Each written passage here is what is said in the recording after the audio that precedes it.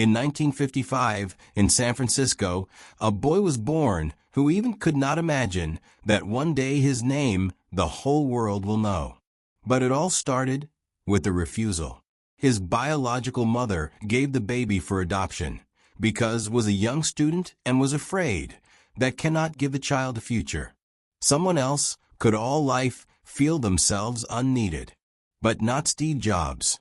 His adoptive parents, Paul and Clara Jobs, gave him the main thing, faith in that he is special.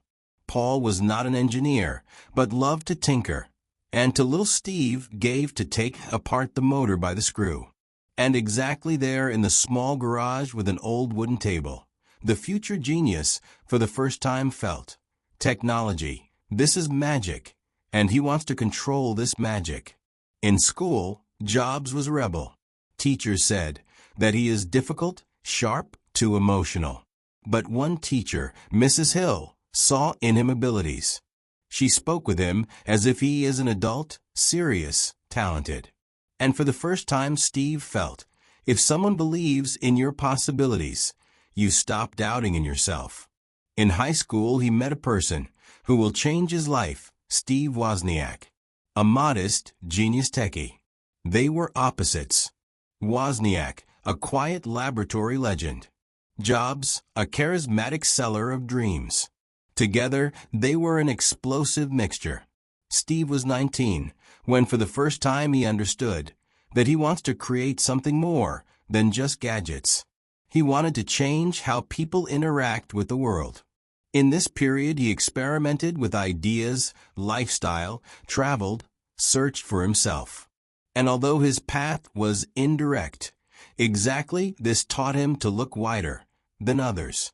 In 1976, the guy with a messy hairstyle and huge ambitions sat in that same parent's garage and convinced Wozniak, let's create a computer which people really will want to have at home. Apple was born not in a laboratory, but among boxes, wires, and the smell of gasoline. Steve drew the logo, a bitten apple, on paper and said, this will become a symbol of simplicity and beauty. Nobody perceived the two guys seriously. Investors laughed. Adults advised to find a normal job. But Jobs believed in that which no one else had seen yet. He spoke, convinced, sold the idea as if it had already changed the world. And you know what? The world started to listen. The first home computer, Apple, became a sensation. It was simple, beautiful, and differed from all the then machines. Jobs understood.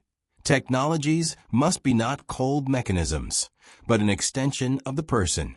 But success, this is only the beginning. Ahead of him waited battles with competitors, with the team, with himself. And one of the biggest surprises in his career, the moment when the company, which he created from zero, will decide to get rid of its creator. Year 1984. Apple presents Macintosh, a computer which forever will change the industry. Steve Jobs stands on the stage, lit by spotlights, and smiles as if he sees the future right in front of himself. And so it was. Macintosh was a breakthrough. But behind the scenes, a storm was beginning. The company grew too fast. Investors demanded stability, the board of directors, predictability, and Jobs wanted revolutions. He was charismatic, but difficult. His emotionality, perfectionism, and demanding nature became a problem for many employees. At this time, he invited to Apple John Sculley, the president of Pepsi. Jobs convinced him with the legendary phrase, "Do you want to do sugared water or change the world?" Sculley agreed. But in just a few years, he will become the person who will sign the decision about the suspension of Jobs. In 1985, a conflict exploded between them. Jobs wanted to risk and move the company forward with aggressive ideas. Sculley and the board of directors to stop the chaos and stabilize the business. At one of the meetings, which Jobs will remember all his life, the board held a voting. Steve Jobs, the creator of Apple, was officially removed from the management of the company. He was only 30 years old. Imagine a person who created one of the most innovative companies in the world comes to work and finds out that is no longer needed by his own creation. It was a blow which few would have withstood. Steve confessed, "They kicked me out of the company which I founded. It was a public humiliation. For a long time I did not know what to do next." He was broken, but not destroyed. And then happened what is now called the most amazing coincidence in the history of technology. Jobs decided to start everything from zero. So was born the company Next, a technological startup with crazy ambitions. Their computers expensive, complex, but incredibly innovative. The majority of investors did not understand why create such technique. But Jobs did not stop. In those same years, he buys a small animation studio, which was predicted failure. The studio was called Pixar. No one could imagine that exactly it will gift the world the first fully computer cartoon and will become a legend. While Apple without Jobs was losing positions on the market, Pixar was working on a project which will change the history of cinema.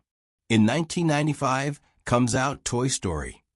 It was a revolution, a touching story, living animation, a world which felt real.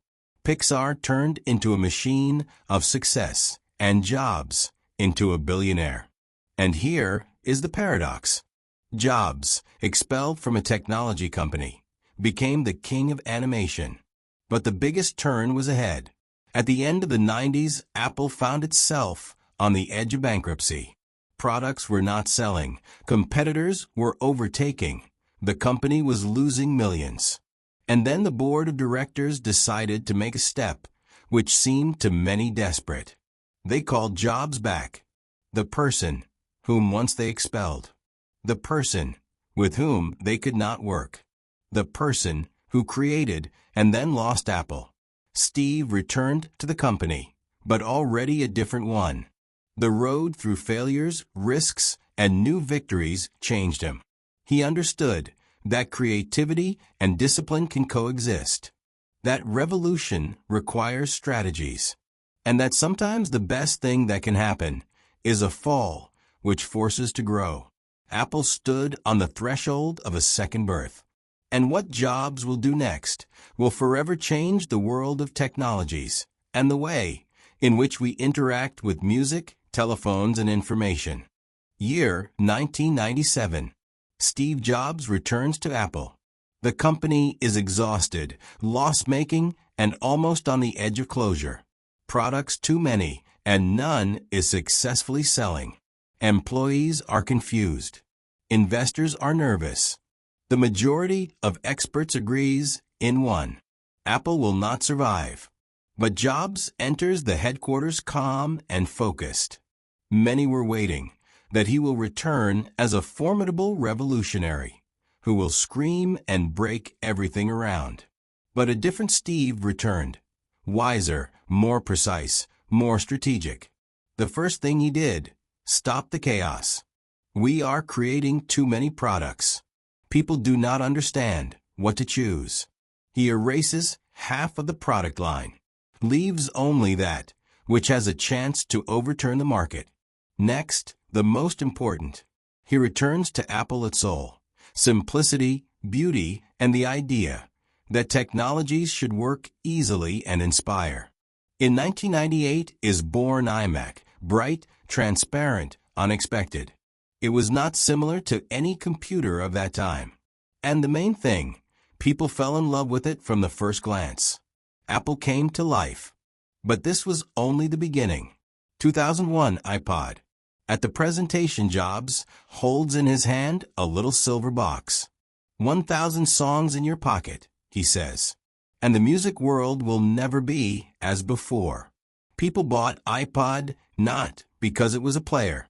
They bought the feeling of freedom. 2007 iPhone. This was the moment which entered the history.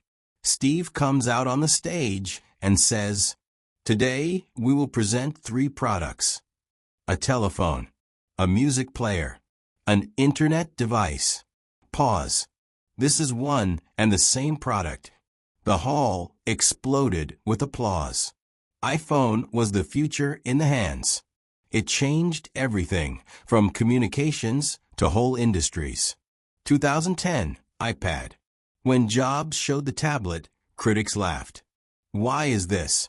This is just a big telephone. In a few years, tablets became the standard in schools, business, design, work. Again, a revolution. Steve Jobs created not just gadgets. He created that which a person wants even before she knows that she wants it. But the main strength of Jobs is not innovations. His main strength, attitude towards life. In 2005, he spoke before the graduates of Stanford. This was one of the most famous speeches in the world. He said, "Remember that you are mortal. This is the best tool for making big decisions." Jobs did not hide. His path was full of mistakes.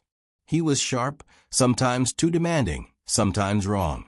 But he never betrayed his main philosophy: to be different, not to be afraid of the ridiculous, to follow the heart even when it is illogical, to create something that has meaning. Even when he fought with the illness, he continued to work. Not for the sake of money or fame. He had long achieved that.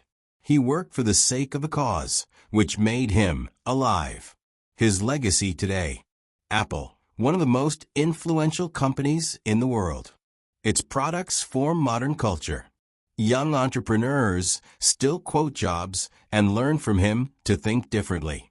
Steve Jobs died in 2011, but his ideas live in every smartphone, every laptop, in every person who dares to dream differently. The main lesson of the story of Jobs. Success is not a straight road. This is a path through defeats, expulsion, doubts, risks, starting from zero. Steve Jobs proved, even if you were expelled from your own company, this is not the end. This can be the beginning of the biggest success of your life.